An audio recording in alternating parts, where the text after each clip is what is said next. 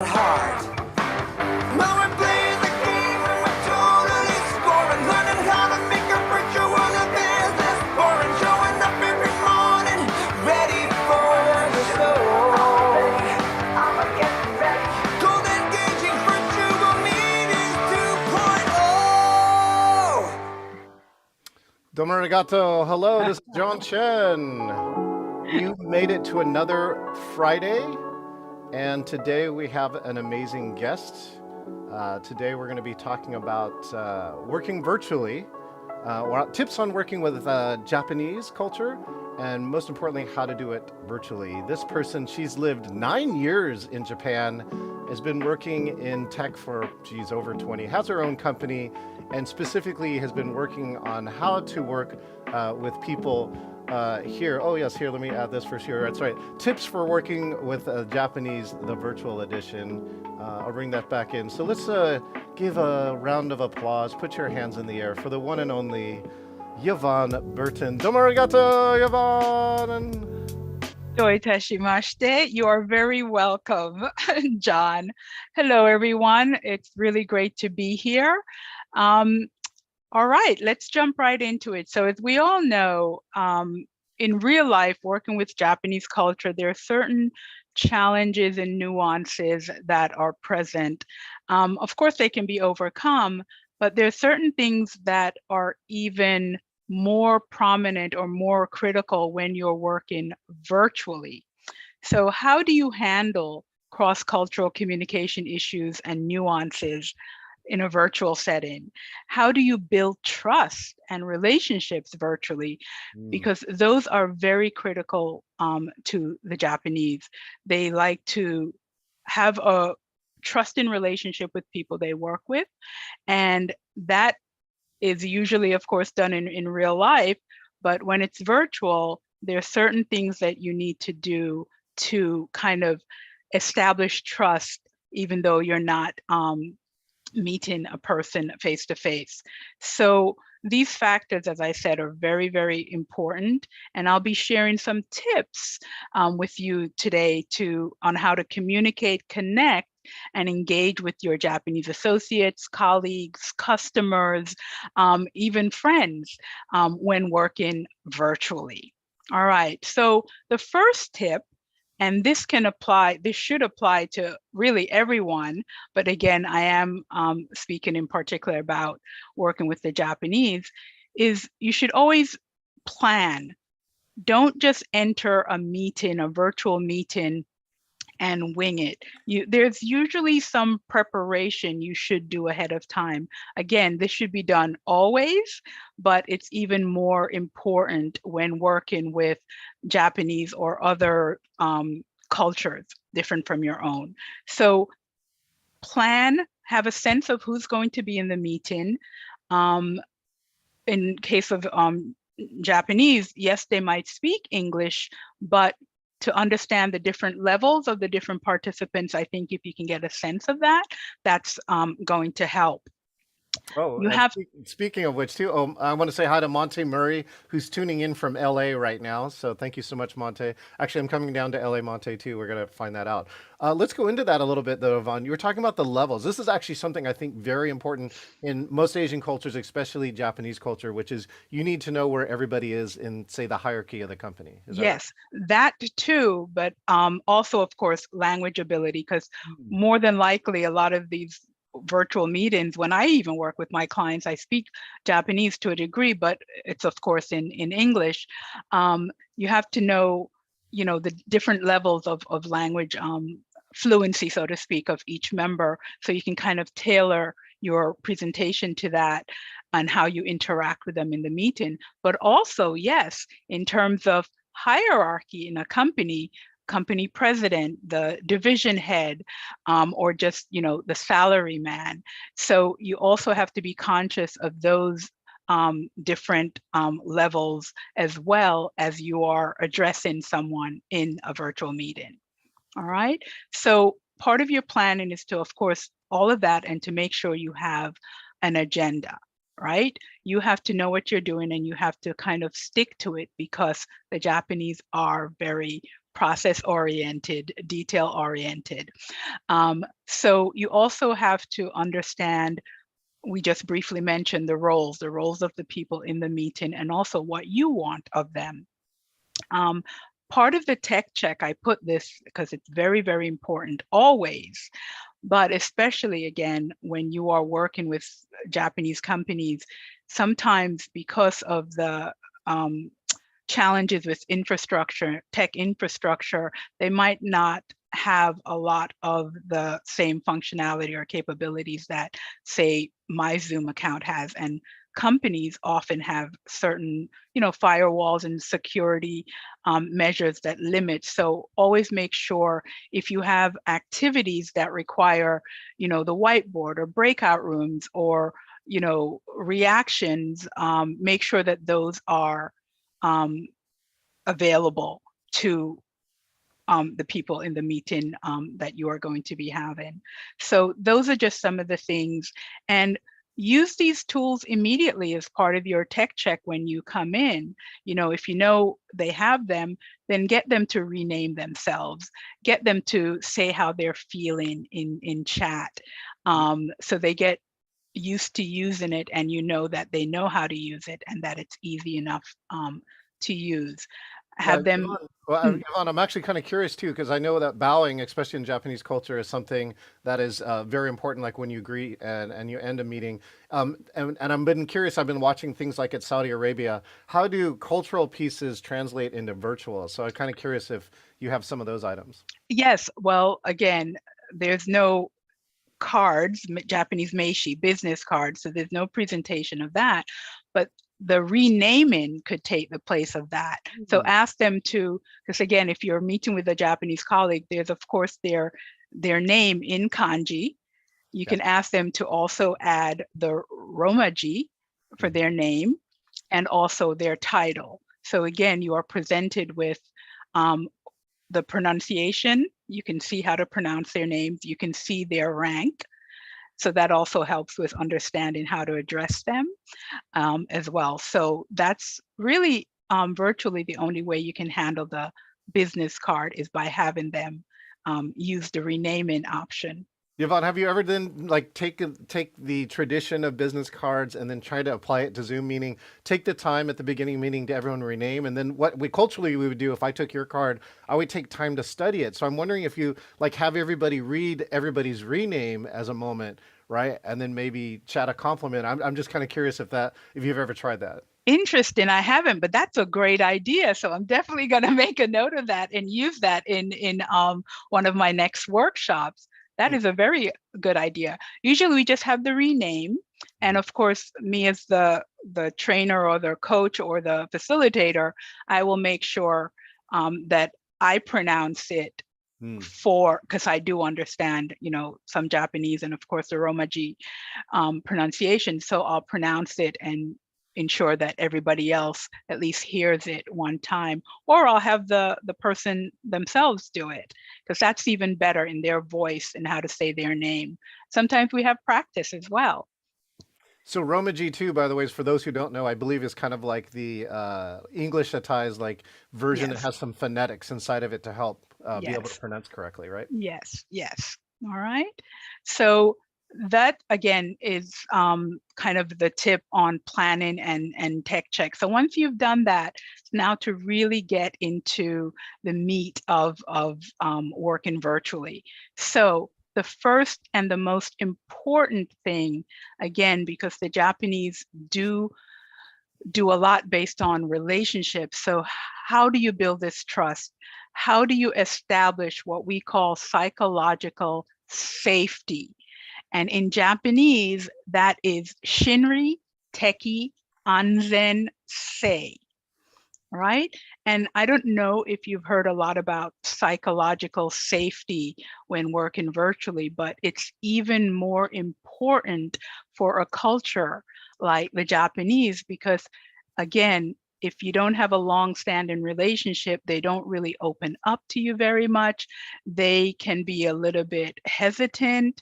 And to build this kind of trust, you have to create an environment where you demonstrate that it's okay to share, to talk about things, to learn more about each other than the usual my name is, my hobby is, right? You have to connect on a personal level and establish some ground rules as well.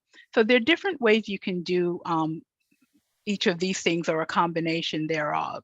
So in terms of psychological safety, you help make people feel that it's safe to kind of take risk and be vulnerable in front of each other in this virtual environment.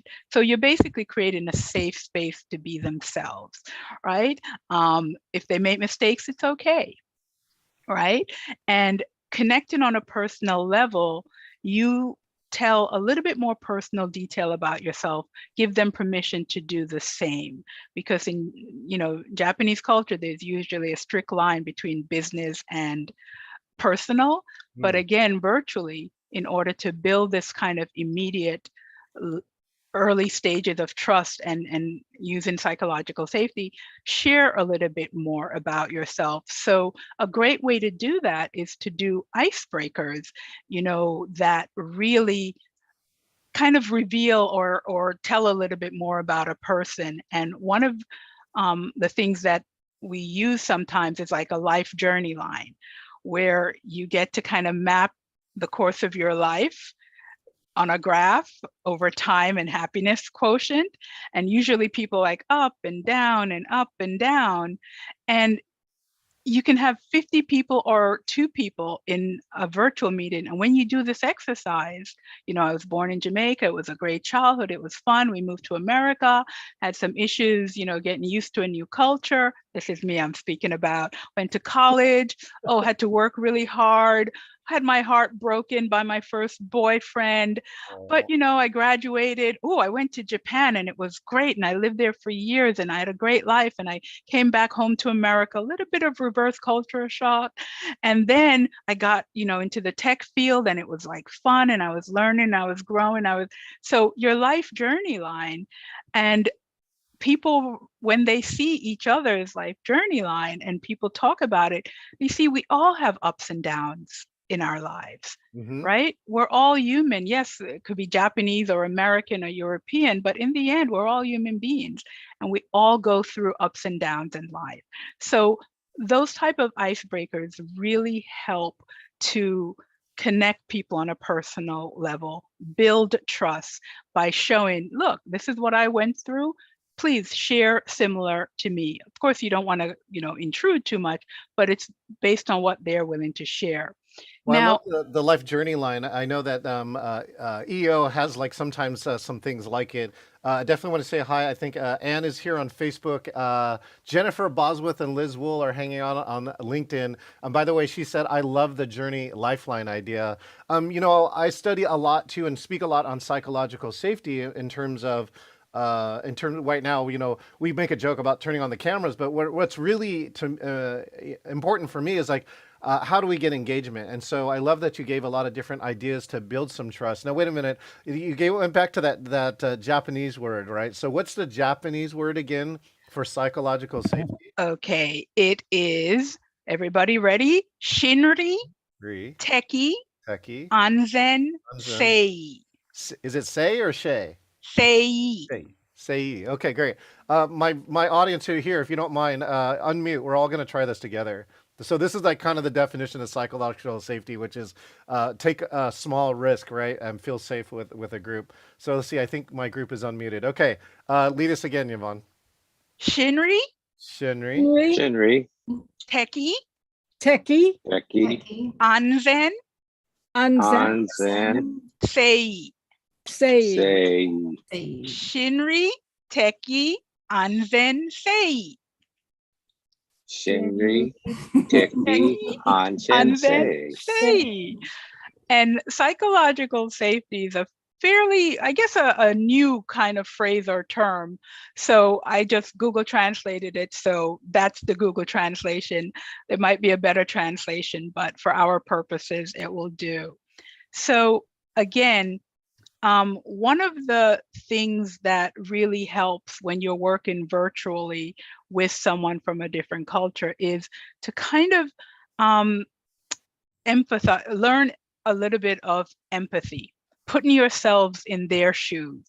So just like we just pronounced the Japanese word for psychological safety, it is a way of kind of seeing how Japanese themselves feel, because they are incredible. They are doing business, global business, in their non-native language, in English. Yeah. And it's hard.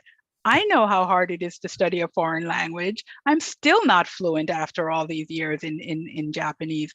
So they are out there in meetings, doing work, meeting with clients, you know, all in English. And I think it's really good. Another exercise I use in my my workshops is I help everybody to kind of use their, I want to say emphatical, but that's not the right word, to kind of have empathy for what the Japanese are going through.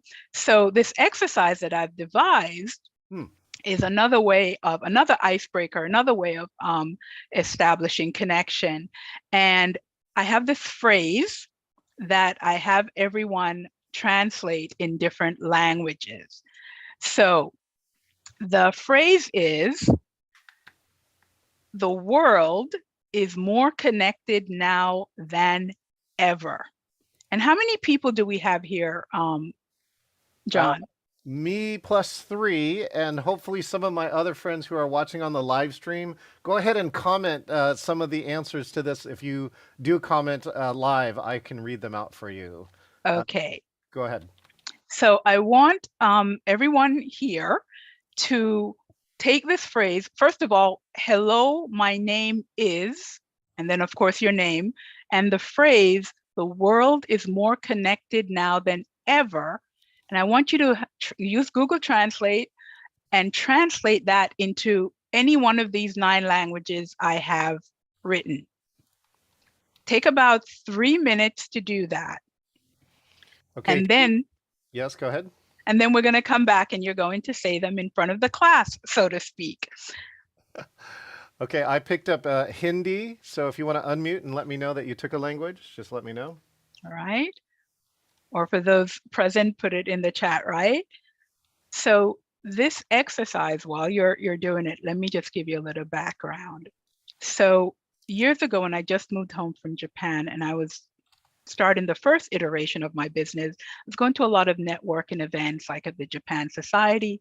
And there were a lot of presentations by, Japanese business people. And again, they were doing it in English. And I mean, kudos to them, right? But I noticed in the audience, sometimes people were like, oh, maybe a little frustrated because they were speaking too slow or they were hesitating. And I thought, that's awful. Here they are speaking in English, not their first language, in front of a room of people. That takes tremendous courage. So that's how I actually started offering the service of, business English communications, presentation skills, coaching. So when I devised this exercise, I wanted, again, for the other people in the room, non-Japanese, to really understand what it's like and how challenging it is and how courageous they are for, speaking in English. So so you pick your language. Now, of course, use Google Translate. And then we're going to have everybody say the phrase in the language that they pick. Maybe another 30 seconds. Everybody ready? So Yvonne, I got to tell you too right now, Liz took Hindi and Jennifer Bosworth took Swahili and Monte took Vietnamese. All right. Perry took Tagalog, Donna took Norwegian, and June, would you like to pick one? If you do, just unmute and tell me if you want to pick a language. You can also pass. I've never used Google Translate, so I'm concerned about getting off of Zoom and not getting back on again. Okay, All right. that's fine. Don't worry. All right. Okay. So who's ready to go? I'm ready for the virtual group, and let's see if either Donna or Perry, and let me know if you'd like, don't mind coming on. Give me a thumbs up if you'd like to come on. If not, unmute, and then you can actually read out your phrase. Okay, I see Perry. Go ahead, Perry. Perry picked Tagalog, which would be the Philippines or Filipino. Okay. All right, let me give it a shot. Ang mundo ay mas conectado kasay dati. Okay. All right.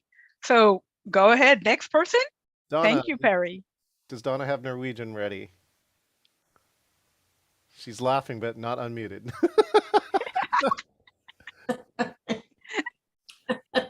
Can I just have Google Translate say it for me? No, my dear. No. Oh, wow. Oh, Oh my goodness. Too Oh fun. my goodness. Yeah, I barely can do English. Henmit Navindana Verden Mer Triplecken in Neuengang. all right. All right. That was awful. Great. No, but hey, you are trying, you're doing. Again, it's a safe space. Everybody's doing this. So thank you, Donna. Next person. Okay, let's see. Liz will pick Hindi, so I'm going to pretend like I'm Liz Wool. Okay. Dunia ab panhali se kahin adhik Judy hui hai. All right. Okay. That's So Hindi. that was Hindi. Okay, that's Who else we Hindi. have? I picked Hawaiian. Uh-huh. Ua pili ka hanua ai kea manawa mohua oka wa. Okay. All right. That was my best Hawaiian. By the way, I do not speak Hawaiian. And this last one, I believe, is it Swahili? I think it's Swahili. I do not know Swahili. Yulim wengu sasa yumenganishawa zaida kululiko hapo awali. All right. Okay. So everybody went? And that's, I think everybody, oh, I'm waiting. Monty says, I'm on my phone, so yeah, I can't do Google Translate. All right. No worries. June did So of one. course, in Japanese, it's konnichiwa, or now it's late for me, so it's konbanwa. Watashi no namae wa Yvonne Barton desu. Sekai wa ima made ijo ni tsunagatte imasu. All right. Cool. So again, simple exercise, but for a brief moment, you experience what Japanese people in your colleagues experience. And can I ask a side part right to this, which is Yeah. like you're learning Japanese and learning, again, most ancient languages are very difficult for English people to learn. What was the moment that you had that said, oh, I think I can actually do this? Do you know what I mean? Probably, yeah. It definitely wasn't my first year at university there. It was after I came home, graduated, and went back on my own for what turned out to be another 8 years. It was probably the second or third. And it's not so much that I was fluent per se, but there are a lot of times where I didn't have to translate the English in my head. I just thought the Japanese. And it was in like a meeting? No, again, this is when I was kind of living there. Yeah. But it was with friends. Yeah. So And I they just, actually understood you, right? Because otherwise, Yeah. like, I'm sure you tried early on and they're like, oh, we're being nice now. yeah, yeah. And also it would be like, what's the English? And then translate it. So it just, from brain was Japanese, out of the mouth was Japanese.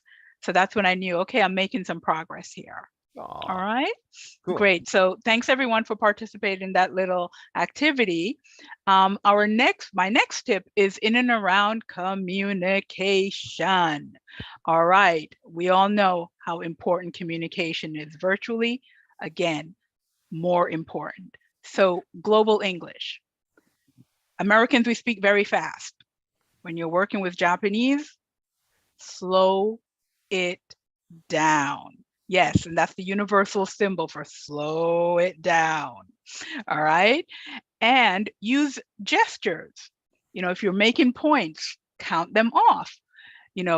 Good, so bad, right? Facial expressions. I don't talk like this, it's too boring. Yes, I'm excited about what I'm talking about. And your tone, use different tones. You can go loud, you can go soft, right? So this is in and around global English. I work with a wonderful consultant named Kimberly Weeflin, and she uses all of this in the workshops that she does, global English, and she's really great at it because she's very expressive. So in addition to, Well, before you move on for the global English too, because I've had to learn this too, because again, I don't speak Chinese, and I've had the opportunity to work with Chinese airlines, and uh, and I have interpreters, which is great. And we decided to do not simultaneous interpretation, but consecutive, meaning that I would say a phrase and then they would translate it. And we actually decided on this too. And what I discovered is that I was one delivering a team building program. And by the way, my team building program is not 100% scripted, meaning that stuff happens. I mean, I yes, facilitate, so I'm interacting with people all the time.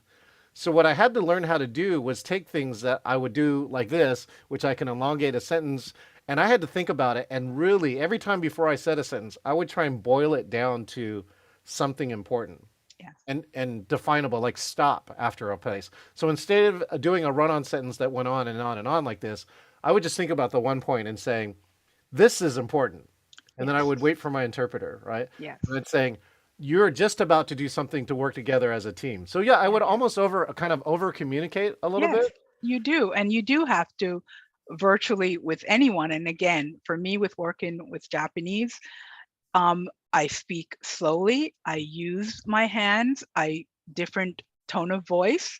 I certainly listen more, and I've become, when you work with the Japanese, become comfortable with silence. Ooh, yes, yeah, Americans, Europeans, you hear silence, you tend to want to fill it. But remember, Japanese, they're translating, thinking in English, trying to process. So that might take a few extra seconds. So be comfortable with silence. Don't just rush on. And as John just said, sometimes you have to make sure you clearly separate different topics. The first one, finish with it. And this goes back to, as I said at the beginning, have an agenda and always go back to it. Okay, we've finished this point. Now we're moving to the other, yeah. right? I got So a Jennifer Bosworth too, who is on here. She just said inflection gestures, facial expressions, knowing ASL or American Sign Language is actually very helpful because facial expressions and body positioning are also important in communicating, and they teach that as part of yes, ASL. yes, yes. Thank you for that. And oh, thank you. And always model the way. So if you have an exercise, instead of just explaining to them, model. Again, Kimberly, who I work with a lot, our team, we model everything. Whatever exercise we're putting them into breakout rooms for, or whatever we want, we model it. The facilitators model it because, again, it's easier for them to process. Remember, communication, 7% of the meaning is the word itself, right? And 38% is the vocal. So again, intonation, emphasis, pace, all of that. And I'll get to the next tip in a second. It's about visual communication. So that's our next tip. Oh, I have a question. Oh, go ahead. Can I have a question? When you say model it, I'm not sure I understand what you mean. Okay, so for example, if I want them, I'm going to put them into breakout rooms for an exercise, and I explain, I will then model it. So for example, we have an exercise where they have to describe, let's say, a meal they had using only the words blah, blah, blah, right? Or just through blah, blah, blah, they have to communicate certain emotions or whatever. So again, I would model it. So blah, blah, blah, blah, blah, blah, blah, blah, blah, blah, blah. blah, blah, blah, blah, blah, blah, blah, blah, blah. So again, that is modeling what you want them to do. Whereas if you say, oh, go into a breakout room and talk about what you had for dinner using the word blah, blah, blah. Takes time to process. So if you just show them, demonstrate it, it's easier. Yeah, they'll get Okay. into a breakout room, they'll look at each other and they're like, what did she mean? Yeah, exactly. So this is part of the nonverbal communication that's so, so important. And before we go on, I forgot to mention check-ins. Again, always check in. You clear, anybody have any questions? And don't just ask once. Sometimes you have to ask 2 or 3 times, right? Because culturally, the Japanese are used to listening and not interrupting. It's culturally rude. But of course, you know, Americans, somebody says something. Oh, what do you mean by that? Do you think da da da da? We don't mind. That's our culture. But Yeah. the Japanese, it's considered rude. So this goes back to the beginning to make sure everyone knows it's safe. It's part of the ground rules. It's okay to interrupt me. It's okay to have a question. All right. So do check-ins frequently. Okay. All right. And and communication, again, verbal, nonverbal, use the tools that are available in whatever virtual application that you're using, whiteboards, whatever. And the next tip is another form of communication is visual communication. Use as many images as you can, right? And for key phrases, right? For key phrases, can everybody hear me? Yes, go ahead, Giovanna. Something just changed on my screen, sorry. So for key phrases, try to put them into Japanese, like I did with psychological safety. And on this slide, visual communication, that's the katakana, the Japanese katakana characters for visual communication, right? And images can tell so much more of a story than you just saying, oh, visual communication, use images, use charts. This tells a whole story. If you have lots of numbers or lots of data, put it in a chart or a graph. It's easier visually for them to comprehend. If you want to, let's say the top right picture, right? That's a manufacturing company. The bottom one, they see that, they know you're talking about somewhat technology, right? It communicates a lot. The middle picture I love because part of what I do in these virtual tools is how you can streamline processes and work. So that clearly shows a company that their processes are all over the place. Again, you want them to think and come up with ideas, so you put the thinking emoji. Definitely use a lot of visuals when you are in your presentation. You can even use the whiteboards to have them draw answers to your question. All right. So instead of asking, what does a perfect day look like for you? Ask them to draw that on the whiteboard. So visual communication is also very, very important. Did you find that in the Japanese culture that sometimes either they're more adept at annotation or they it's a format they like interaction? They actually, from what I've seen in Japanese, and annotate is commento. It's once they get it, they like to use it. They're again more comfortable in either drawing pictures or writing English. And that's also a cultural thing. They study English a lot of them, and they really know their grammar and their everything. So they're more comfortable writing it in many cases than speaking it. So give them those opportunities in a virtual meeting. Use chat a lot. It's a very good tool, both for them to express themselves and also for you to kind of summarize the high points, the key points of what you're saying. All right. So visuals, you know, use charts and graphs to illustrate when there's a lot of data. All right. So I know I'm running a little bit over time, but let's get to our last tip. I mean, there's so many, but I wanted to make sure I mentioned these. Inclusivity, very, very important virtual, and it takes on a bigger meaning when virtual. Here we're talking about, in addition to all of the other inclusive things, we're talking about keeping everybody engaged.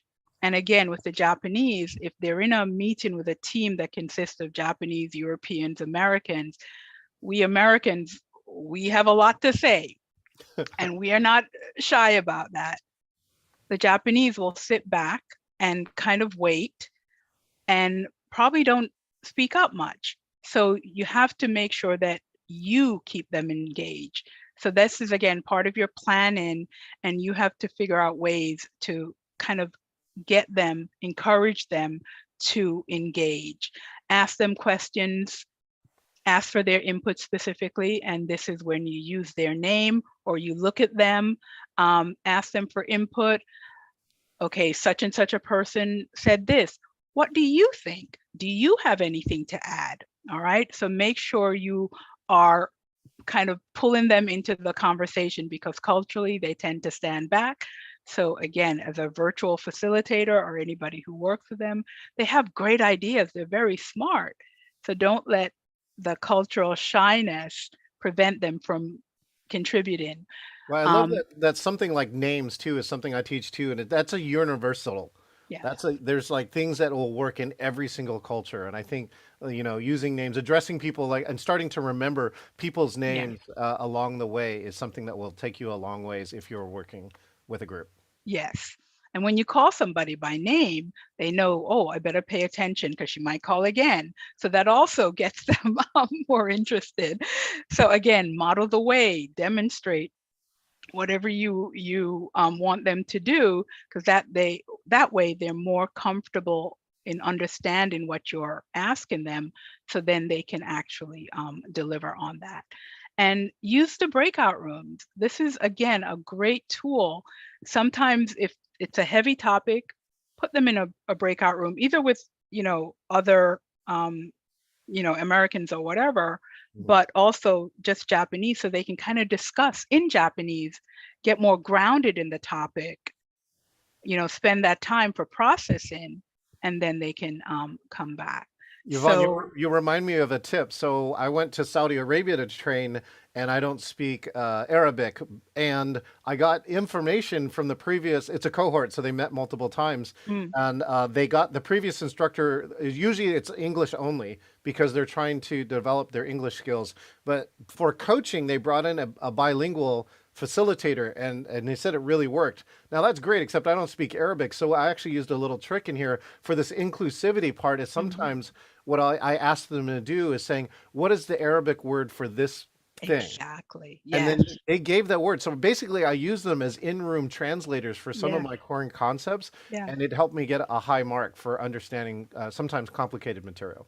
Exactly. And that's really a good point. I do that as well. Like, how do you say this in Japanese? Again, it keeps them engaged. And virtually, for anyone, you want to keep them engaged. And you just have to go an extra step when you're, working with non-native speakers like, the Japanese. And what's the So, Japanese word for include or inclusion or inclusivity? you caught me. Do you happen to know off Let's the top of see. your head? I Thank should you. have translated that, but you know what? They have this fascinating tool called Google Translate, Okay, she's gonna get on it. which is just incredible. Inclusivity. Is Hokatsui sei. Oh, Hokatsu say? yeah. Something like that. Hokatsu sei. Actually, I'm pronouncing it badly. Hold on. I'm going to put it in We got chat. the chat. Oh, thank you. Hokatsu sei. Hokatsu say. Oh, I see it now. Here, I'm gonna give that to Google for the win, said Jennifer. Again, see, very important for terms that are probably not the Japanese are not familiar with. Definitely key phrases, key points, highlight them, put them in Japanese.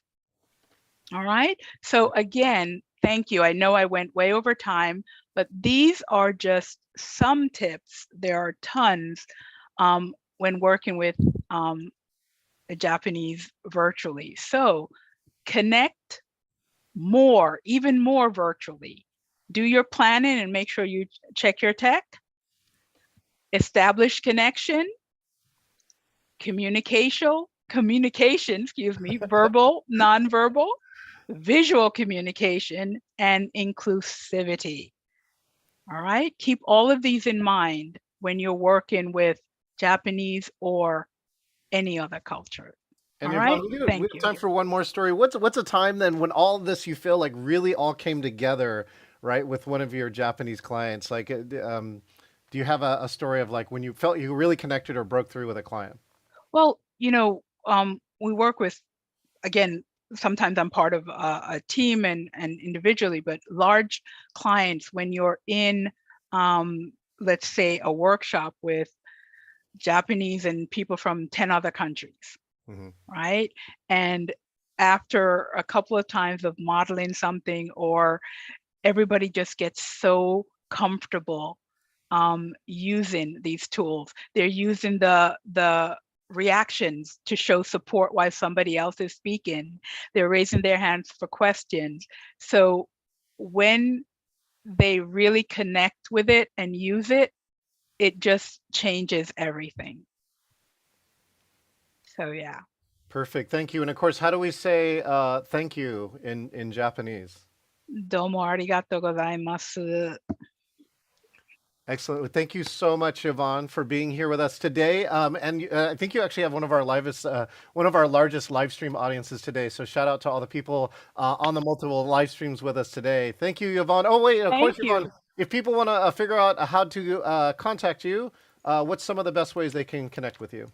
All right. My LinkedIn. And of course, you can go through my website, just the contact page, and send me a note There or you go. LinkedIn messaging me, okay?